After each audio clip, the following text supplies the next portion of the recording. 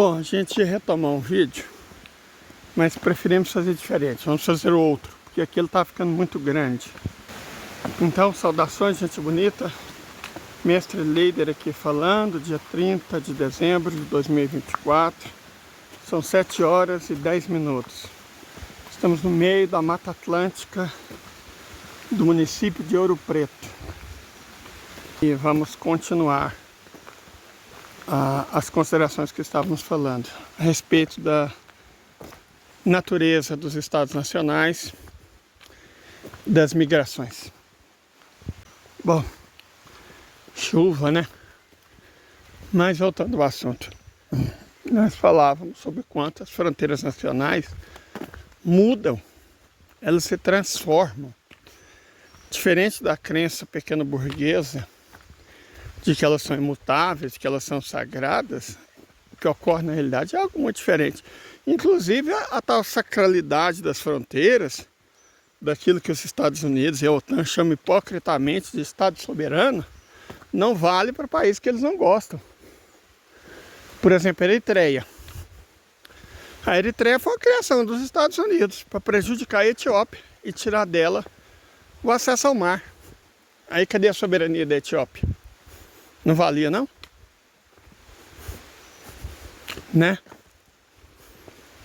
Soberania vale. A da Ucrânia. A da Palestina não vale. A da Etiópia não vale. Né? A da Síria não vale. Vale a dos países que fazem parte da ordem baseada em regras, né? Regras essas que eles decidem ad hoc, de acordo com a ocasião, de acordo com os próprios interesses. Então não sejamos hipócritas. Essas mudanças fronteiriças não são uma coisa necessariamente ruim. Até porque muitos dos países, sobretudo aqueles que passaram por um processo de colonialismo e imperialismo europeu, as fronteiras, na verdade, são tragédias esperando, né, se concretizar. Deixa eu dar um exemplo. Recentemente, Paquistão e Afeganistão estão trocando escaramuças. Mas o Paquistão é um estado artificial. Não existe Paquistão. Se você pega o mapa do Paquistão, deixa eu mostrar aqui para vocês. Vocês vão perceber o quê?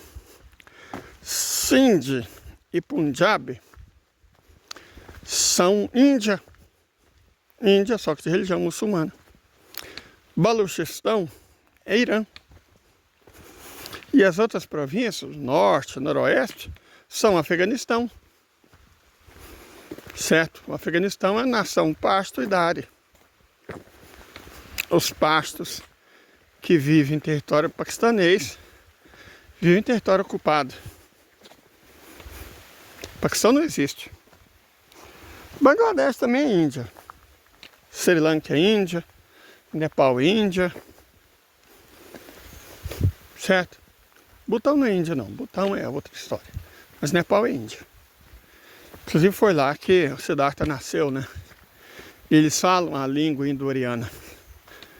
Já o Butão, por que o Butão não é índio? O Butão fala uma língua muito aparentada ao tibetano. Não tem nada a ver com o índio ou com arianos. Deixa eu mostrar para vocês a diferença entre um nepalês típico e um butanês típico, só para vocês entenderem isso. Viram? Nepalês é indiano, fala a língua indo-ariana, enquanto o butanês é tibetano, falam a língua sino-tibetana. Butão na verdade é China, certo? Butão na verdade é China.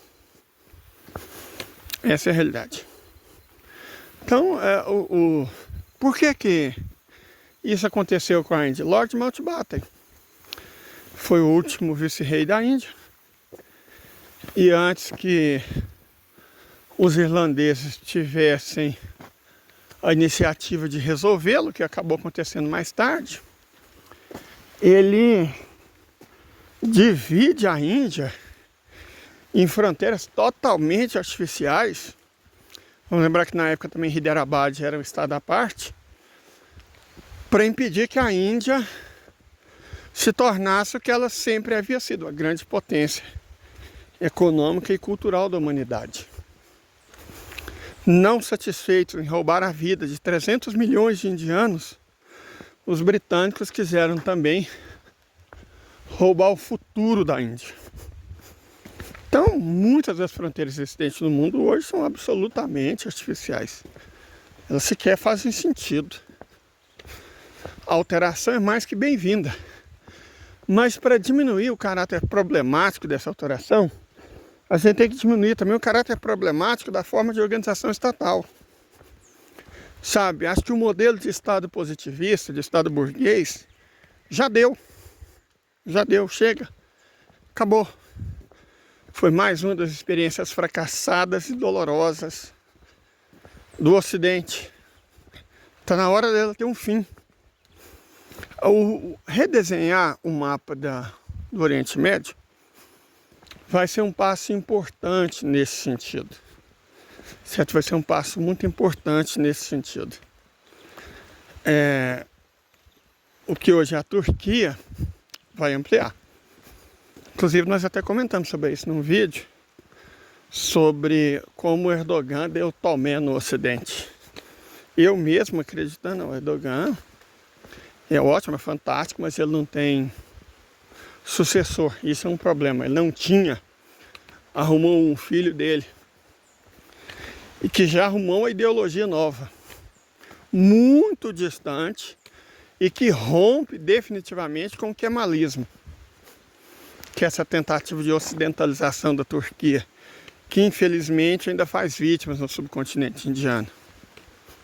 Certo? Então Atatürk é um babaca do mesmo jeito que Mohandas Gandhi era um babaca. Um liberaloide. Seguir princípios ocidentais. Mas enfim, se você tira da Turquia essa necessidade de ser um Estado turco, certo? Um Estado de turcos étnicos, e amplia o escopo, a ampliação das fronteiras da Turquia faz total sentido.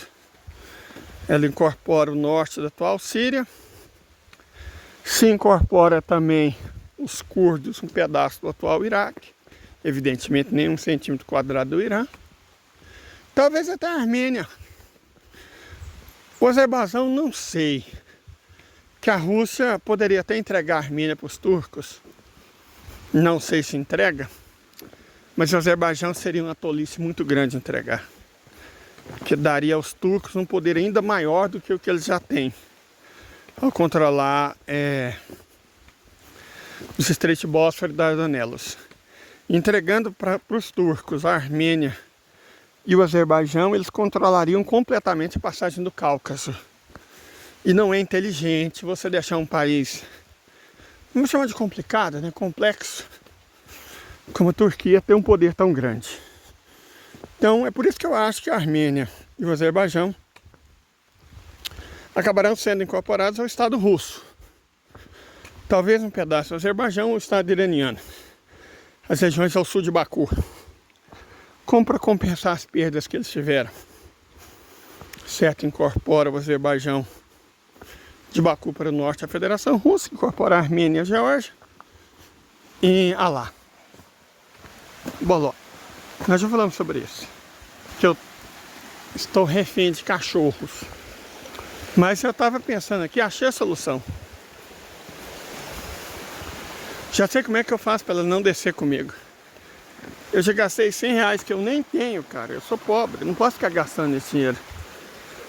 Com coleira e guia que não deu certo.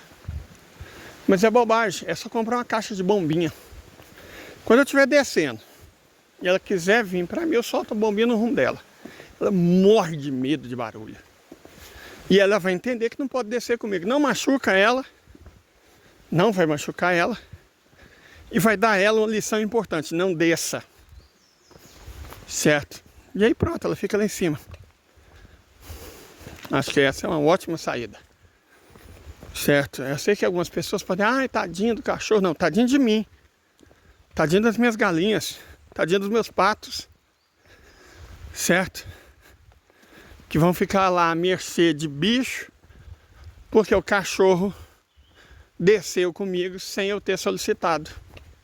Não vai machucar ela. Então é uma ótima solução. Hoje, além de eu pegar as minhas encomendas que estão no correio, nem sei quais são. A moça evidentemente não abriu as encomendas para ver o que que é. Só falou que eu tenho que descer. E deu comprar alguns mantimentos, porque, né, depois de uma semana eles acabam. E eu vou comprar uma caixa de bombinha. E com isso eu vou impedir os cachorros de descer. Ele vai ficar lá em cima, sem o uso da violência. E sem o uso de um dinheiro que eu não tenho. Certo? Então, achamos uma solução para o problema dos cachorros que descem comigo. E eu estou feliz, honestamente. Estou bem feliz, porque achei uma solução não violenta, não drástica, mas que resolve o meu problema e o das minhas aves. Certo? E eu até fico um pouco de pena de ter chegado nessa circunstância. Mas a bolota tem que entender que ela não pode simplesmente descer porque eu estou descendo também. Certo? Não pode. E eu preciso dela. O Pingo, essa semana apareceu lá 2 vezes para comer e sumiu. Apareceu 2 vezes, comeu e foi embora. Apareceu outra vez, comeu e foi embora. Quer dizer, aí eu tô sendo feito de palhaço, né? Não dá, nossa, eu tenho que passar rápido aqui, senão aquela caminhonete vai me molhar, gente, só um momento. Aquela não molha não, seu Getúlio é gente boa. Mas não reconheci de cara, né? Mas seja como for, o problema do cão desobediente tá resolvido. Olha lá. Acabei de ver o outro também. Tá vendo? Os 2 terceiros não pode. Agora eu tenho um que só vai para comer quando quer. E 2 que exatamente quando eu preciso desses desce. Não dá, gente. Simplesmente não dá. No mundo maravilhoso, das pessoas que chamam animal de trabalho de pet, que moram em apartamento, é tudo muito bonitinho. Mas a vida real é difícil. Ela é complicada. Principalmente para as pessoas pobres. Certo? Mas vamos voltar ao nosso assunto. Eu não vou me chatear com isso agora, não. Na medida que eu já achei uma solução para o problema desses cães. Né? Vamos lá. Retomar, acalmar e retomar. Continuando.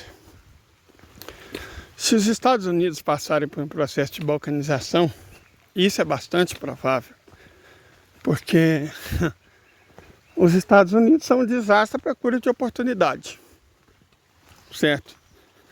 O país está cada vez mais pobre, cada vez mais desigual, cada vez mais violento, cada vez mais sem oportunidade, e a própria direita dura está rachando. O embate entre o Steve Bannon e o Elon Musk, acho que é paradigmático. O Elon Musk defendendo o quê? O Elon Musk defendendo a migração de indianos, porque ele precisa da mão de obra qualificada e barata que os Estados Unidos não têm. E o Steve Bannon, e ele está certo, e o Steve Bannon acreditando ao Elon Musk o fato de ele ser um oportunista. E ele também está certo. O Elon Musk é um oportunista, não está nem aí com o povo americano, com patriotismo, não, gente. Ele quer mão de obra barata e qualificada. Só que, à medida que a China vai se tornando cada vez mais rica, cada vez mais chineses retornam. Faz total sentido, porque é muito melhor você ir para um país onde você vai ser respeitado e você não vai ser tratado de acordo com a sua eloquência, mas de acordo com as suas realizações e sua capacidade, do que ficar nos Estados Unidos, onde a propaganda de si é feita pela própria eloquência, não pelas realizações. Certo? Isto posto,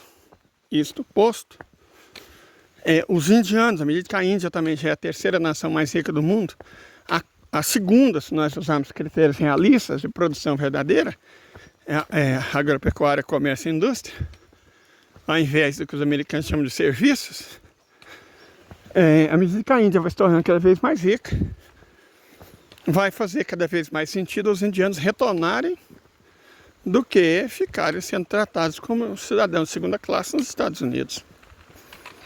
Certo? E não só isso. Não só isso. O caso específico dos Estados Unidos,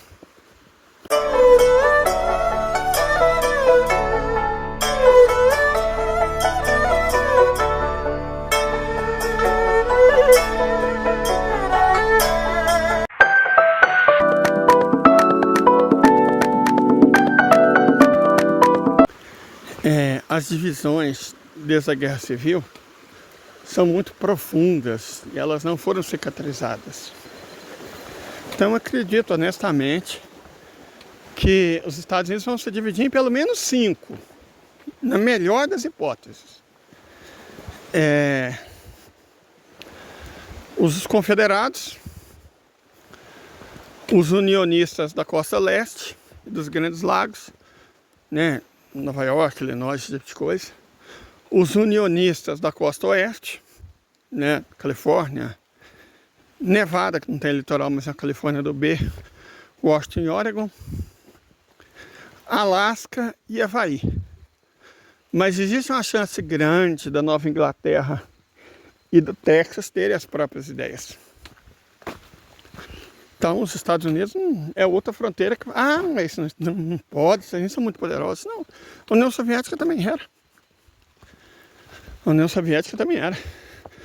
O que une os Estados Unidos? O capitalismo, que é selvagem com a maior parte da população, que está destruindo eles. Então, os Estados Unidos não são uma nação, não são uma pátria. Os Estados Unidos são um mercado. E as pessoas podem, e acredito até que cheguem a se cansar disso, cara.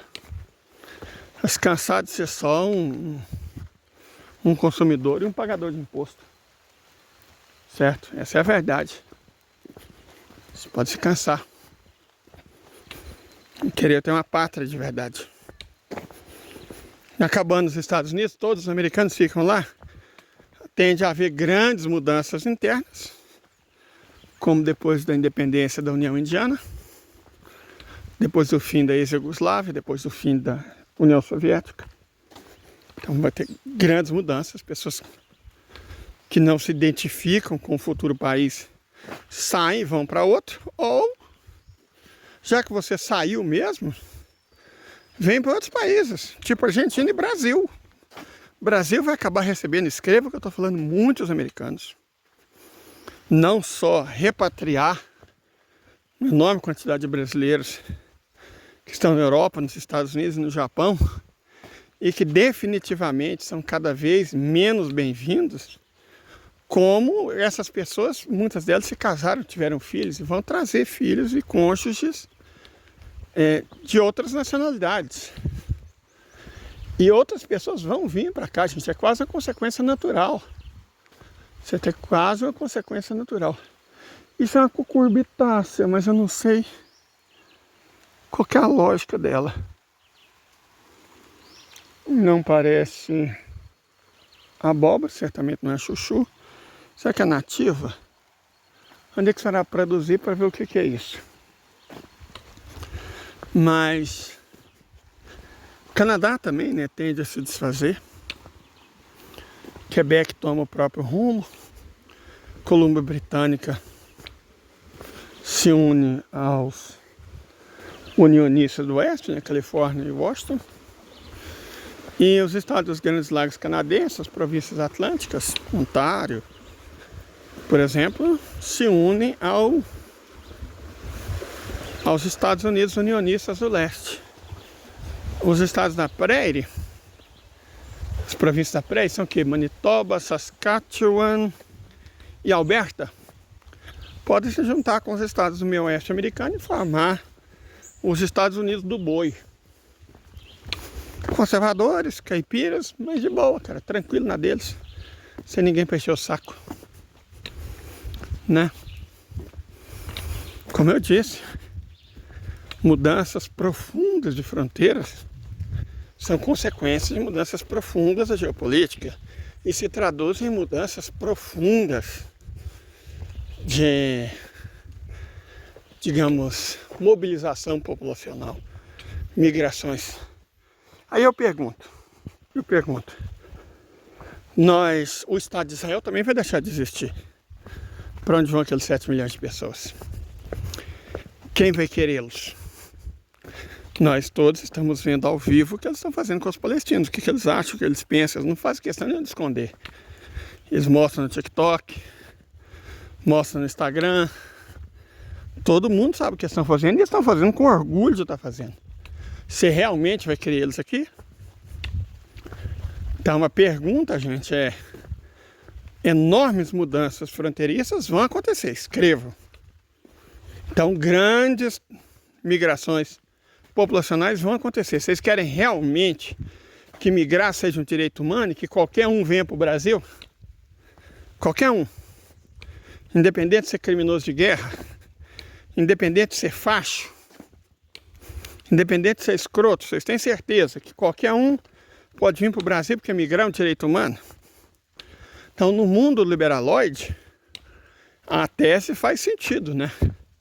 No mundo real, não. E eu digo mais. Por que os liberais gostam tanto dessa tese de que migrar é um direito humano, se exatamente os países onde eles vivem desincentivam a migração? Tenta entrar nos Estados Unidos com o argumento de que migrar é um direito humano. Tenta entrar na Europa, no espaço Schengen, com o argumento de que migrar é um direito humano. Tenta entrar no Japão. Então por que eles defendem esse direito se eles praticam exatamente o contrário? Ora, é óbvio, porque isso prejudica a classe trabalhadora. É por isso que eu sou contra a tese liberal de que migrar é um direito humano. Porque assim como o oqueísmo identitarista, o racialismo, ela é uma estratégia perversa da burguesia. É uma crença, uma ideologia inimiga da classe trabalhadora. Por 2 motivos. Emigrar é buscar a solução em outro lugar, ao invés de buscar a solução internamente. Certo? É como você tem problemas e aí você muda de cidade.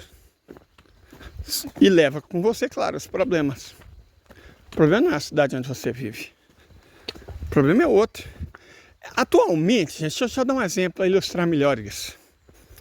Atualmente está super em moda uma série de doenças mentais. O Ocidente cria umas 3 por ano. Tudo vira um surto diferente, né? Uma nova doença no manual de psiquiatria. E aí você vê psicólogos americanos, claro. Ó, gente, a tecnologia está deixando nossos jovens ansiosos. As taxas de suicídio aumentaram 35% nos Estados Unidos na última década. Depressão, ansiedade, nunca foi tão forte. Os jovens não conseguem se concentrar. Na verdade, eles estão desaprendendo a escrever. O cérebro deles está sendo afetado por celular. O celular está destruindo parte do cérebro deles. Tudo isso é fato, tudo isso é real. E os psicólogos, os psiquiatras atribuem a culpa a quem? A sociedade do cansaço, como diz o babaca sul-coreano que acha que é alemão. Aos relacionamentos fluidos, como disse o liberal safado, que foi expulso da Polônia por ser um liberal safado, mas que vendeu a narrativa de que ele foi expulso porque era judeu. Bauman, eu tô falando de Bauman. Ou aquele outro esloveno safado, Slavoj Žižek, né? Outro babaca liberal, otanista. Então, o problema, gente, o problema não é o celular. O problema é o capitalismo. Deixa eu dar um exemplo. Eu passo um mês sem abrir meu e-mail. A não ser que a pessoa pense nos comentários, ó, te mandei um e-mail, gostaria que você abrisse, eu passo um mês sem abrir e-mail. Já passei meses. Por quê? No meu serviço, eles usavam o celular para transformar minha vida num inferno. Num autêntico inferno. Certo? Lançou tal nota, corrigiu não sei o quê, fez tal atividade, preencheu esses papéis, um punhado de burocracia inútil, sabe? Ensinada pelos pelas editoras, né, que comandam o sistema de ensino e que de forma alguma estão interessados em educação. Estão interessados em vender apostila. Escola particular funciona assim. Não sei se vocês sabem. Olha tanto esse cachorro bonito, gente. Então, assim, estão interessados em vender apostila, em ideologizar jovem. E aí transforma a vida do professor no inferno e a vida do aluno é um inferno também. Vocês não têm noção do quanto o ambiente escolar, principalmente a escola particular, é tóxico.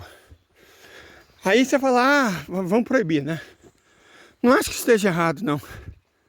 Proibir celular nas escolas, é uma tendência mundial. Teve aquela febre, né? Olha a Suécia, a Finlândia toda moderninha. Olha o Japão com alta tecnologia. E aí depois que viram o estrago, que os alunos estavam tornando cada vez mais burros, mais ansiosos, estavam se matando e uns aos outros. Não, estávamos errados. Talvez, vamos voltar a Paulo Freire, né? E tal, agora vamos proibir. Mas não adianta ficar criando novos transtornos para vender medicamento. Não adianta colocar a culpa na internet, colocar a culpa no videogame, mas a internet é a culpa do videogame. Colocar a culpa no celular. A culpa é do capitalismo. Certo? Era do capitalismo, era a exploração dos trabalhadores que fez com que eu tivesse pânico de e-mail. Que eu dificilmente atendo ligação, odeio que as pessoas me liguem. Você quer que eu sinta raiva de você? A não ser que eu de fato goste muito de você, me liga, cara. Me liga. Você quer me deixar contrariado? Me liga. Sabe? Mas eu não era assim. Por que eu me tornei? Que eu ganhei um transtorno mental? Não, por causa do capitalismo. Meu cérebro associou as pessoas me ligarem a gente querendo me explorar e me encher o saco. Meu cérebro foi condicionado a abrir e-mail e descobrir mais trabalho, mais inferno para minha vida. Então o problema não é a tecnologia. É mais ou menos como aquelas pessoas, tinha um nome, né, no século XIX, que destruíam as fábricas, as máquinas, achando que a culpa era delas. Não é, do capitalismo. E vou dizer mais para vocês. Tá na moda, né? A inteligência artificial vai mudar o mundo, mudar a economia mundial, sim. Deixar os capitalistas cada vez mais ricos e os trabalhadores e a classe média cada vez mais pobres. Gente, quando houve a passagem da primeira revolução industrial, que era essencialmente manufatureira, para a segunda revolução industrial, que era maquinofatureira, o que aconteceu? A Yeomanry, que era uma espécie de classe média que vivia até bem, não foi destruído no processo? Quando houve a passagem da segunda revolução industrial para a terceira revolução industrial, do capitalismo industrial para o capitalismo técnico, científico e informacional, não houve uma quebradeira generalizada? E as pessoas que conseguiam comprar a casa própria antes dos 30, agora não conseguem pagar aluguel? Por que existe gente achando que a quarta revolução industrial, que a inteligência artificial vai deixar as coisas melhores para a classe média e para os trabalhadores? É óbvio que não vai. Vai tornar a nossa vida ainda pior. Vai concentrar ainda mais dinheiro na mão de ainda menos gente. Só vai favorecer os bilionários. É isso. Sabe, é ilusão ou desonestidade intelectual acreditar que a inteligência artificial vai mudar nossas vidas. Isso é verdade. Agora, para pior, não para melhor. Para melhor, vai depender de duas coisas. A mais importante, isso vai ser feito sob o capitalismo ou sob o socialismo eurasiano? Na China, a vida das pessoas está melhor.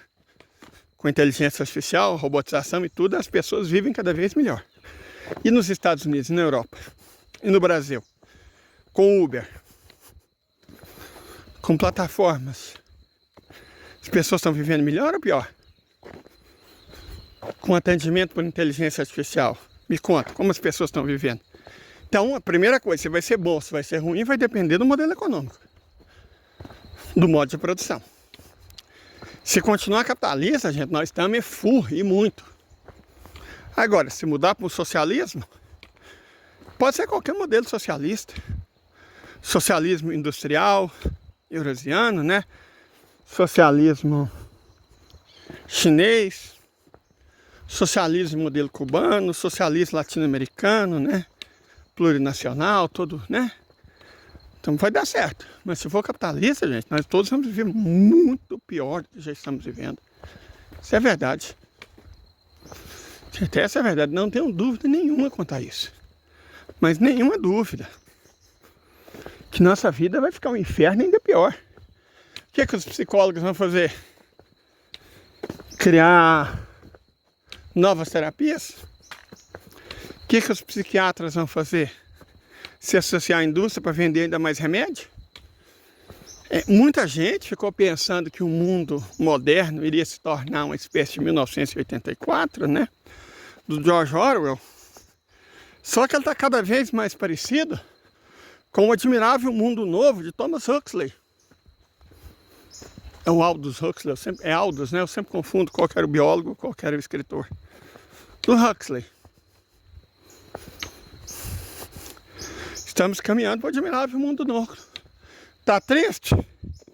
Tá revoltado? Tá nervoso? Toma sua pílula e fica feliz. E claro, né? Sirva ao sistema obedientemente e dê lucro para a indústria farmacêutica. É sobre isso, gente. Agora, o que eu creio, o que eu acredito, o que eu analiso como cada vez mais provável, é que o sistema está colapsando.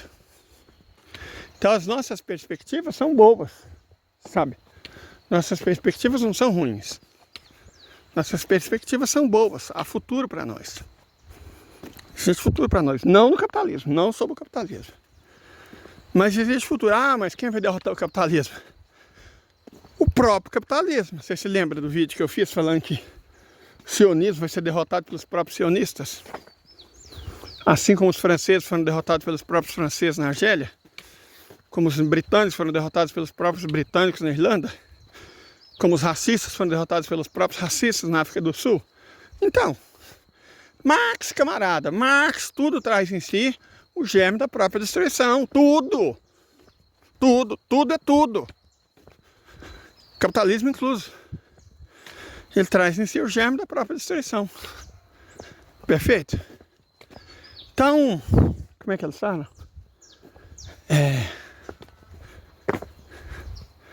A ansiedade é quase um fato da vida hoje em dia, né?